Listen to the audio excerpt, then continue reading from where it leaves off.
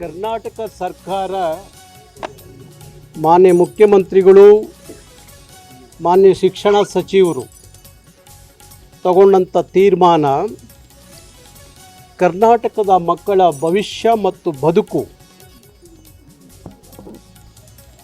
ಅದನ್ನು ಮನಸ್ಸಲ್ಲಿ ಇಟ್ಕೊಂಡು ಐತಿಹಾಸಿಕವಾದಂಥ ತೀರ್ಮಾನವನ್ನು ಕರ್ನಾಟಕ ಸರ್ಕಾರ ತಗೊಂಡಿದೆ. ಕನ್ನಡ ಮಕ್ಕಳ ಶಾಪ ವಿಮೋಚನೆ ಆಗಿದೆ ಅಂತ ಹೇಳಿ ನಾನು ಹೇಳಲಿಕ್ಕೆ ಇಷ್ಟಪಡ್ತೇನೆ. ಹಿಂದಿಯ ಹೇರಿಕೆ, ಹಿಂದಿಯ ದಬ್ಬಾಳಿಕೆ ಎಷ್ಟರ ಮಟ್ಟಿಗೆ ಕನ್ನಡದ ಮಕ್ಕಳ ಭವಿಷ್ಯವನ್ನು ಹಾಳು ಮಾಡ್ತಿತ್ತು ಅಂದರೆ 2024ರಲ್ಲಿ ಒಂದು ಹಿಂದಿ ಸಬ್ಜೆಕ್ಟಿಂದ ಭಾಷೆಯಿಂದ ಸುಮಾರು 90,000 ಮಕ್ಕಳು SLCಯಲ್ಲಿ ಫೇಲಾದಂಥದ್ದು. 2025ರಲ್ಲಿ 1,40,000 ಮಕ್ಕಳು ಒಂದು ಹಿಂದಿ ಭಾಷೆಯ ಸಬ್ಜೆಕ್ಟಿಂದ ಫೇಲಾದಂಥದ್ದು.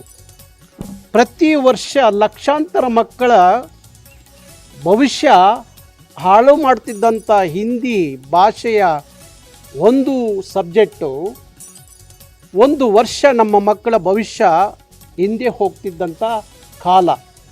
ಬಹುಶಃ ನಿನ್ನೆ ತಗೊಂಡಂಥ ಕರ್ನಾಟಕ ಸರ್ಕಾರ ತಗೊಂಡಂಥ ತೀರ್ಮಾನ ಕನ್ನಡ ಮಕ್ಕಳ ಇಲ್ಲಿವರೆಗೂ ಏನು ಶಾಪಗ್ರಸ್ತರಾಗಿದ್ದಂಥ ಮಕ್ಕಳ ವಿಮೋಚನೆ ಆಗಿದೆ ಅಂತ ಹೇಳಿ ನಾನು ಹೇಳಲಿಕ್ಕೆ ಇಷ್ಟಪಡ್ತೀನಿ. ಅದಕ್ಕಾಗಿ ಕರ್ನಾಟಕ ಸರ್ಕಾರವನ್ನು, ಮಾನ್ಯ ಮುಖ್ಯಮಂತ್ರಿಗಳನ್ನು, ಮಾನ್ಯ ಶಿಕ್ಷಣ ಸಚಿವರಾಗಿರುವಂಥ ಮಧು ಬಂಗಾರಪ್ಪನವ್ರನ್ನ ಕರ್ನಾಟಕದ ಕನ್ನಡಿಗರ, ಕನ್ನಡದ ಮಕ್ಕಳ ಪರವಾಗಿ ನಾನು ವಿಶೇಷವಾಗಿ ಅಭಿನಂದಿಸ್ತೇನೆ. ಇಂಥ ತೀರ್ಮಾನ ಆಗಬೇಕು. ಯಾಕೆಂದರೆ ಕರ್ನಾಟಕ ರಕ್ಷಣಾ ವೇದಿಕೆ ಸುಮಾರು 27 ವರ್ಷಗಳಿಂದ ದ್ವಿಭಾಷಾ ಸೂತ್ರ ಜಾರಿಗೆ ಬರಬೇಕು ಕರ್ನಾಟಕದಲ್ಲಿ ಅನ್ನುವ ತೀರ್ಮಾನಕ್ಕೆ ನಾವು ಬಂದಂಥದ್ದು. ನಿರಂತರವಾಗಿ ಆ ಚಳವಳಿಯನ್ನು ಮಾಡಿಕೊಂಡು ಬಂದಂಥದ್ದು. ಈಗ ನಿನ್ನೆ ನಾನು ಸನ್ಮಾನ್ಯ BJPಯ ರಾಜ್ಯಾಧ್ಯಕ್ಷರಾಗಿರುವಂಥ ವಿಜೇಂದ್ರ ಅವರ ಹೇಳಿಕೆಯನ್ನು ಗಮನಿಸಿದೆ.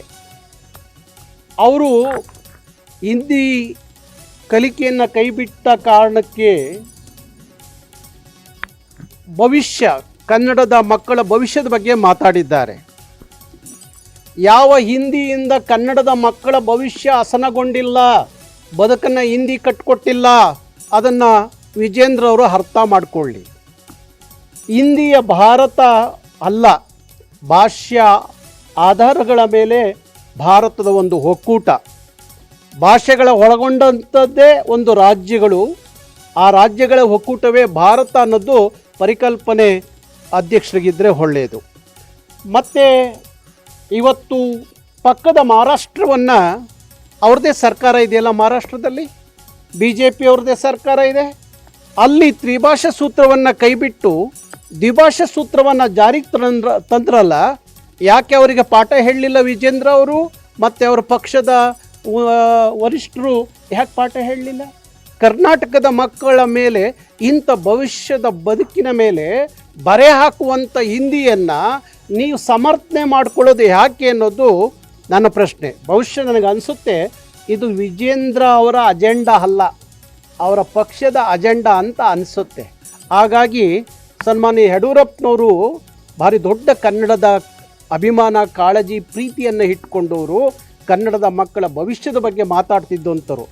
ಅಂಥವರ ಪುತ್ರ ವಿಜೇಂದ್ರ ಅವ್ರಿಗೂ ಅದೇ ಕಾಳಜಿ, ಕಳಕಳಿ ಇರಬೇಕು ಹೊರತು ನೀವು ನಿಮ್ಮ ಪಕ್ಷದ ಅಜೆಂಡಕ್ಕಾಗಿ ಕನ್ನಡದ ಮಕ್ಕಳ ಭವಿಷ್ಯವನ್ನು ಬಲಿ ಕೊಡಬೇಡಿ ಅಂತೇಳಿ ನಾನು ಹೇಳಲಿಕ್ಕೆ ಇಷ್ಟಪಡ್ತೀನಿ. ಹಾಗಾಗಿ ಕರ್ನಾಟಕ ಸರ್ಕಾರದ ತೀರ್ಮಾನವನ್ನು ಇಡೀ ಕನ್ನಡಿಗರು ನಾವು ಅಭಿನಂದಿಸ್ತೀವಿ. ಹಾಗೆ ನಾನು ಮುಖ್ಯಮಂತ್ರಿಗಳಲ್ಲಿ ಮತ್ತೊಮ್ಮೆ ಮನವಿ ಮಾಡ್ತೀನಿ, ದ್ವಿಭಾಷಾ ಸೂತ್ರ ಜಾರಿಗೆ ಬರಬೇಕು. ಬೇಗ ದ್ವಿಭಾಷಾ ಸೂತ್ರವನ್ನು ಕರ್ನಾಟಕದಲ್ಲೂ ಜಾರಿಗೆ ತರುವಂಥದ್ದು ಆಗಬೇಕು. ಅದಕ್ಕಾಗಿ ನಮ್ಮ ಚಳುವಳಿ ಮತ್ತೆ ನಾವು ಪ್ರಾರಂಭ ಮಾಡ್ತಾ ಇದ್ದೀವಿ. ಕರ್ನಾಟಕದಲ್ಲಿ, ಇಡೀ ರಾಜ್ಯದಲ್ಲಿ ದ್ವಿಭಾಷಾ ಸೂತ್ರ ಜಾರಿಗೆ ಬರಬೇಕು ಅನ್ನೋ ಆಂದೋಲನಕ್ಕೆ ಕರ್ನಾಟಕ ರಕ್ಷಣಾ ವೇದಿಕೆ ಮುಂದಾಗುತ್ತೆ.